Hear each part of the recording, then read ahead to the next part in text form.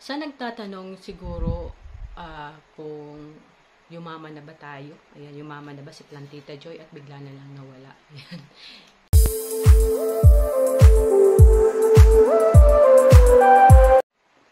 Iniisip ng mga viewers ko na kaya tumigil na ako sa pagbablog ay siguro mayaman na daw at may mga nagtatanong ayan, kung ano yung napundar. Ayan. Hello mga plantita. Ayan. Namiss ko kayo at ayan. Pinag-isipan ko po talaga ito kung gagawa ba ako ng content na ganito lang. Alam ko hindi ko kailangan mag-explain. Ayan. Hindi ko kailangan kasi ayan, hindi ko naman obligasyon mag-explain. Pero dahil ayan, bilang respeto sa mga viewers ko talagang sinamahan ako mula sa simula. Ayan, mula day 1 hanggang sa huli. Ayan, hanggang doon sa last na vlog ko. Alam ko ay siguro para hindi naman sila nagtatanong na bakit gano'n na lang tumamlay, medyo madalang, parang wala na ngang upload. Ayan. Pero ayan, bago po ako magpatuloy. Ayan, good evening po, ayan. Good evening, good morning, good afternoon kung anong oras man po kayo nakakapanood po nito. Kumusta po kayo? Kumusta po ang inyong mga garden? Ayan. Kumusta po ang pagiging plantito at plantita? Ayan. Si Plantita Joy po ay dumalang na po talaga. Ayan, dumalang na. Parang nawala na nga po eh. Sa nagtatanong siguro kung yumaman na ba tayo? Ayan, yumaman na ba si Plantita Joy at bigla na lang nawala? Ayan. Kahit siguro po hindi yumaman. Yung magkaroon lang ng sapat na pangangailangan para sa pang-araw-araw. Yung hindi na yung bunggo dito, bunggo doon. Yung andyan na hindi na masyado nangungutang. Sa napundar, sa pagbablog, inisip ko talagang mabuti. Ayan. Since nag-start ako is, yung nagseryoso po talaga na ako, January 2021. Yun na yung seryoso na talaga. At inisip ko po kung ano ba yung napundar. Inisip ko talagang maigi. Wala po. Wala naman ako napundar kasi kung mayroon man pong kitang kaunti, napupunta lang sa, ayan, mga pangangailangan ng common na pangangailangan. Hindi pwedeng maibili ng bahay at lupa. Ayan, hindi pwedeng maibili ng mga properties. Ayan, wala. Naisip ko yung cellphone. Ayan, yung cellphone ni Matmat kasi last year, 2022, pasukan noong September, sobra po talagang ulan nun. Parang bagyo-bagyuhan yung ulan, napakalakas. At yung cellphone ko, yung ginagamit niya po talaga. Kasi itong cellphone ko, nung mag-start ako mag-vlog nung mag-start pa ako, kasi yung vlog ko po noon ay hindi pa ganun kalinawan. Yung ginagamit ko po talaga nung cellphone, yung dati ko. At 2016 pa yun. At yun, nasira lang ni Matmat nung 2022, September last year. Kasi po nagmamadali sa first day of school. Ayan, mabilisan lang pong kwento. Nagmamadali siya. Ngayon po, yung hinahabol nung nasakyan niya, yung padjak. Nakapadjak siya. Ayan, pwede ka ba yan siguro sa iba ang tawag. Hinahabol nila yung bus papuntang Tigawon. Ngayon, biglang preno yung nakatayo na siya. Biglang preno yung padjak. Maulan po. Na-slide siya, bumagsak siya sa kalsada. At yun, napunit yung pantalon niya. At yung cellphone niya, hawak-hawak niya, nasira. Ito nga po yun, no? Ito yung cellphone ko noong 2016. Ayan. At nasira lang, 6 years ko din nagamit. Nasira lang noong 2022. Ayan, eto. Ito yung Kaya nakapundar ako, yung napundar ko ay yung cellphone ni Martin. Ayan, pinag-ipunan ko talaga yun. Galing dito sa vlogging. Kaya nabilang ko siya ng cellphone. Kasi kung doon naman sa laptop ni Biboy ay sa plants po yun. Nakabili din ako ng cellphone ni Biboy, pero sira na din nga. Sira na kasi, hindi, ewan ko, basta yun, sira na din yung LCD. Sa plants po yun. Maraming tulong at naibigay yung plants sa pagbibenta po ng halaman. Unang-una talaga nung time. Hindi lang po sa halaman, may mga taong tumulong din talaga sa amin. Ayan, selo po sa inyo ate. Kayo po yun.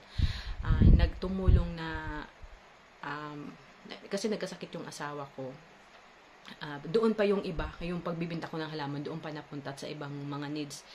Everything, laboratory, mga expenses, mga bills, ganon.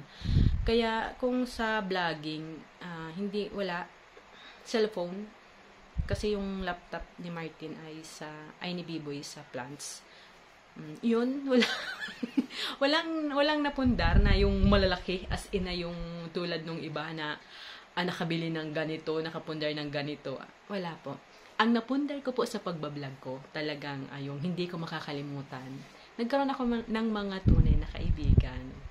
Hindi naman sila na nagko-comment sa mga previous vlog ko.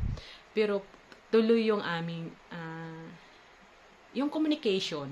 Ayan. Hello sa inyo ate dyan. Ayan, tuloy. Kasi meron silang 3 talagang tumatak sa buhay namin at napakalaki ng tulong nila sa amin. 3 sila. Talagang hindi biro yung tulong nila. Ito yung kayamanan na nakuha ko dito sa pagbablog ko.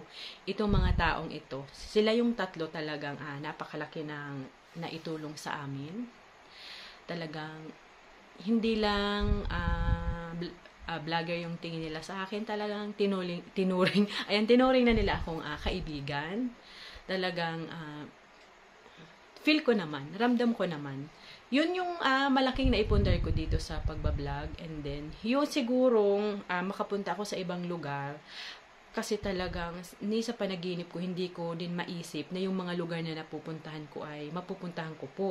Nang dahil po dito sa pagbablog ko ay nagkaroon ako ng rason para mapuntahan ko yung ibang mga municipality, ibang province, o yung mga barangay na hindi ko pa napupuntahan. May rason po. And then of course, yung pangatlo ay yung nagkaroon ako ng mga plants. Nakakulik ako ng iba-ibang klaseng halaman at talagang medyo nadagdagan yung kaalaman ko about plants, kung ano yung pang-ID nito. At dahil doon sa pag-iikot-ikot ko sa may mga garden, nakakakita ako ng ibang mga klase ng halaman na hindi ko pa nakikita, yung first time ko makita. Yun yung mga naipundar ko. Ayan, yun yung mga naipundar ko. Pero, yung material things, ayan, hindi po tayo yumaman. Ayan, hindi po. At yun naman pong tawag nito, ano ba yung dahilan? Kasi sa totoo lang po, yan, seryoso na si Plantita Joy. Ano ba yung dahilan ba hindi na ako nag-vlog? Hindi naman hindi na ako magbablog. Pero talagang halos madalang na. Kahit naman po mamatay ako, itong aking channel ay nandito na po talaga ito. Anytime pwede ko itong balikan. Siguro bahala na si God kung kailan yung time. Kasi po talagang itong asawa ko ay hindi niya na kaya tustusan yung budget ko. Ayan. Tustusan yung budget ko sa pagbablog. Kasi unang-una po, pag mahal ang gasolina, magpupultang ka, nasa 400 plus. Pag yung mga nasa 70 plus yung gasolina, mga 73, 72, ang full tank ay mga 300 plus, 350, something like that. Ayun, ganyan po. Siyempre po, maliban sa mag-full tank ka, kailangan naman po ay may pambili ka naman na may madaanan kang baduya, ayan, may madaanan kang puto, ayan, makabili ka naman sa daan. At higit sa lahat po, kailangan talagang may budget din ako pag dumarayo po ako sa ibang mga municipality malalayo. Kasi talagang gusto ko po sa bawat nabablagan ko ay nabibilhan ko sila ng halaman. Kasi yun yung gratification ko sa kanila bilang pasasalamat na i-share din nila yung garden nila sa akin, na ma-share ko din po sa inyo, na maging content ko po. Kaya kailangan po talaga ay mayroon din po akong budget. Ngayon po, dahil sa mga college na yung anak ko, talagang last year isa lang, si Biboy pa lang. Ngayon po 2 na. Wala na, hindi na po kaya. Hindi na po ako kayang sustentuhan ng asawa ko sa aking mga lakad. Kasi hindi rin po biro yung umiikot ka. Sabi nga ng asawa ko, pag naiisip niya, sobrang lakas ng loob mo. Hindi ko akalain na mapupuntahan mo yung mga lugar na yun, na hindi ko pa man lang yun napupuntahan. Nakakapunta ka dyan sa mga sulok-sulok na yan, sabi niya sa akin. Siyempre, ako po kasi, once na mayroon akong pinasok, o tulad nga po nitong vlogging, kung napapansin niyo po, talagang buo. Yung dedication ko, buong-buo talaga yung atensyon ko. Andoon po yung focus ko kasi halos araw-araw. Tapos, minsan po, 3 hours kang nagmumotor papunta sa ibang mga municipality. Siyempre, hindi mo po alam yung lugar na yun. First time mo, hindi mo kabisado. Siyempre, magbablog ka lang po doon sa madadaanan mong mga garden. At hindi naman po lahat ng garden na madadaanan mo po ay pwede mong vlogan. Pwede ka lang po makablog doon sa mga hindi masyadong private. Minsan po, sa sobrang layo na, 3 hours, minsan 1, 2 pa lang yung nabablog mo. Sobra na akong, nangihina na ako, sabi ko, grabe yung pagod, yung gasolina. Sabi ko, sayang nung oras, tapos ito lang yung nakuha kong content. Ang daming experiences na mga ganon. Tapos, sabi ko parang, hindi na worth it. Hindi na worth it yung pagod. Kasi, yung ano po, yung yung kita dito sa pagbablog, alam niya ng mga kapwa ko din, vlogger na, sa ganito lang, pag ganito mga views, alam nila kung hanggang ano lang yan, magkano lang. Tapos, kininta ko, minsan may 100 kung $3, kung maka 3 ka, or maka 5 ka, or maka 4 ka, isa 50. Minsan, 100, 150, 200. Parang lugi na po. Ayan, lugi na. Okay lang naman pong malugi. Kasi passion po yun eh. Pero yung isasakripisyo ko na po yung pangangailangan namin. Tulad po niyan, imbis mapupunta na doon sa budget ng mga eskwela ko, ibibigay sa akin ng asawa ko pang budget ko sa paghanap ko ng mga garden. Parang hindi na, hindi na tama. Na isasakripisyo ko yun. Yung ganon. Kasi sabi ko, parang hindi na, wala na, masyadong lugi. Ayan, lugi na. Tapos, mas naano pa ako doon sa, may napuntahan po kasi akong garden na mas magaganda pa nga yung ibang garden na nabablog kung ang tataas ng mga views na nasa 100,000. Gusto niya akong pabayarin mag-vlog. Dito lang pa sa amin sa Partido. Sabi kong pababayarin niya ako ng mga 500. Kung kikita lang ito ng mga $2, kasi maliit lang na garden, 100 pesos. Lugi. Ay, sabi ko, ang hirap pong mag-vlog dito sa amin. Mas maganda pa nga pong mag-vlog sa ibang probinsya.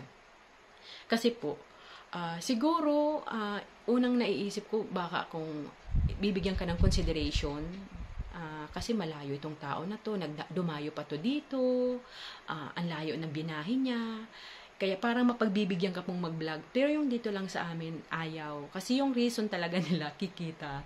Siguro baka iniisip po nila, yung pagbablog ko, yung kita dito, ito na yung pambili namin ng asukal, kape, asin, bitsin, bigas, ulam. Siguro baka yun na yung iniisip nila. Kaya parang galit sila, maybe galit ba? O yung parang ayaw nila. Kasi kikita ako. Pero ayan, kahit hindi naman po nag-vlog si Plantita Joy, ay napakasipag ng asawa ko at naitataguyod naman po kami. Yung pagbablog po ay parang naging libangan ko nung time, and then talagang yung malaking tulong po nito nga ay yung mga taong nakilala ko na talagang tumulong sa amin nung 2020. Ayan, June. Doon nag-start yung journey ko sa kanila. At yung journey nila sa akin na nagkikaming hindi lang nahinto doon yung aming communication, nagpatuloy. Ayan, sa inyo pong tatlo, alam nila yung kung sino yun, at alam nyo na po yun, lagi ko yan nababangit at talagang pinapasalamatan.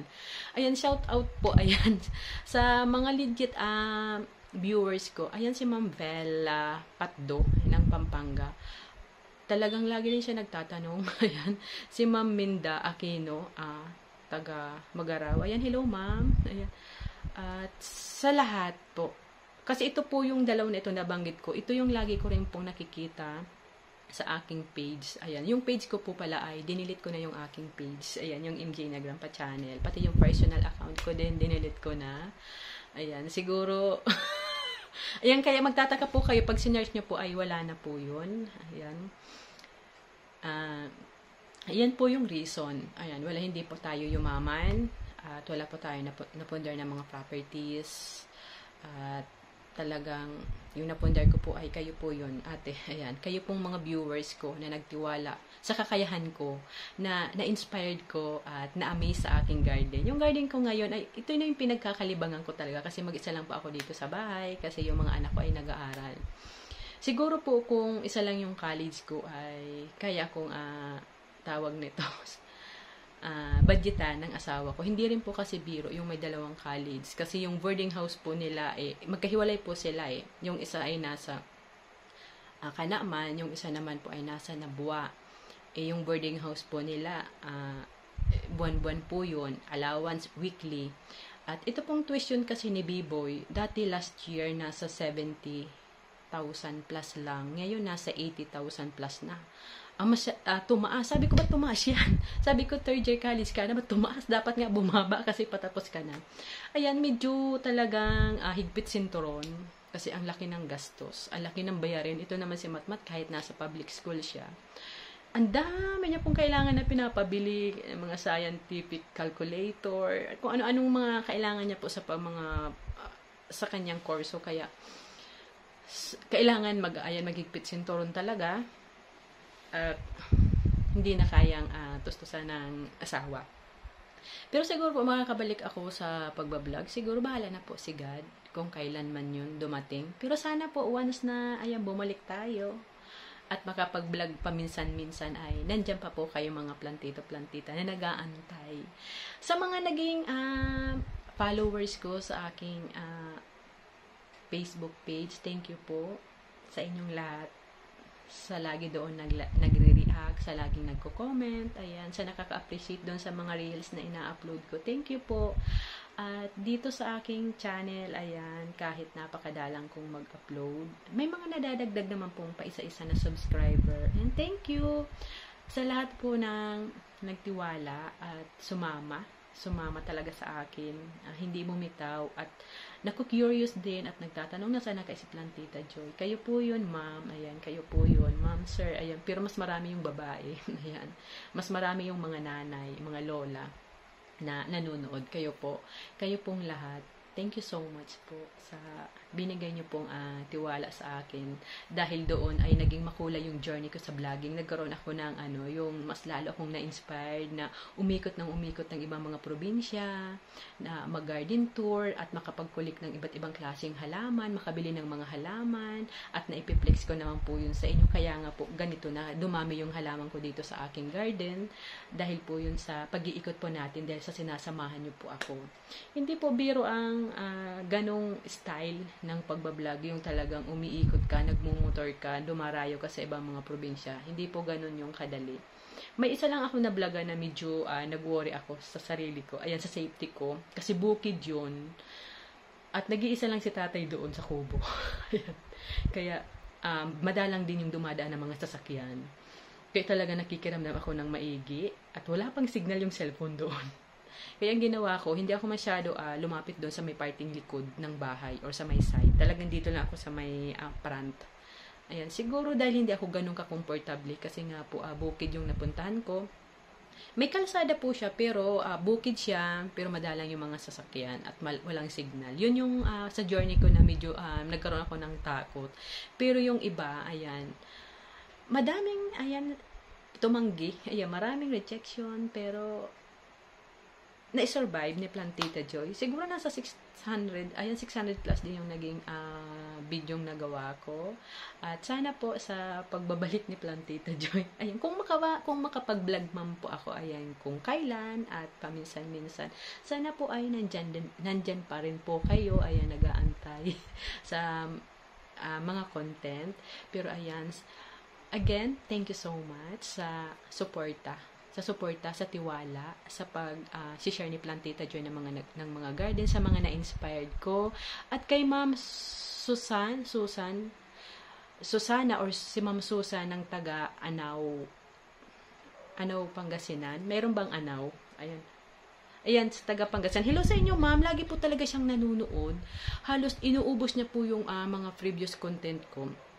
Talagang pinapanood niya po yung mga vlog ko kahit wala na akong vlog. Ayan, hello sa inyo, ma'am. Thank you. Thank you so much po sa inyo, Ma'am Susan. Ayan, ingat po kayo palagi. At sa mga silent viewers ko, hello po sa inyo. Thank you so much po. Ayan, ingat po kayo palagi. Ayan, at sana po ay patuloy pa rin ang pagiging plantito at plantita at mas lalo nyo pa rin po mapaganda ang inyong mga garden. Ayan.